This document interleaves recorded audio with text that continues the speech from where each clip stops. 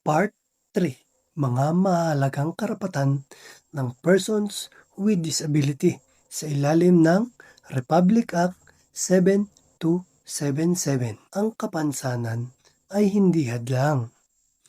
Ang pagkakait ng karapatan, iyon ang hadlang. Una, karapatan sa trabaho. Hindi pwedeng i-reject ang person with disability kung kaya naman niyang gawin ang trabaho. Pantay ang sahod, benepisyo at oportunidad sa pagunlad. May pananagutan ang gobyerno at pribadong sektor na magbigay ng equal opportunity. Pangalawa, karapatan sa edukasyon. May access sa inclusive at special education. Hindi pabor ang accommodation.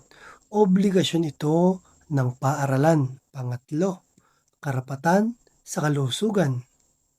Serbisyong pangkalusugan na abot at accessible.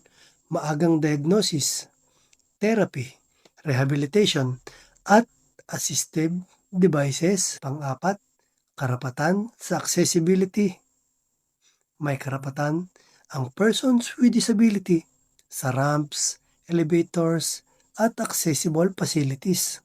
Hindi pwedeng idisenyo ang mundo para lamang sa able-bodied. Panglima, karapatan sa partisipasyon. Karapatang bumoto, magpahayag, mag-organisa at makilahok sa pampublikong buhay. Sa madaling salita, may boses ang person with disability, may lugar sa lipunan, at may halaga. Ang karapatan ng persons with disability ay karapatang pantao. I-save ito bilang paalala. I-share para mas maintindihan ng lahat. Abangan ang part 4. Paano ipinaglalaban ang mga karapatang ito. Kung gusto mo ng malinaw, patas at makataong paliwanag, follow Boss Lekem, nagbibigay ng inspirasyon, pag-asa at tumutulong isulong ang karapatan ng persons with disabilities. At huwag kalimutang i-share ang video na ito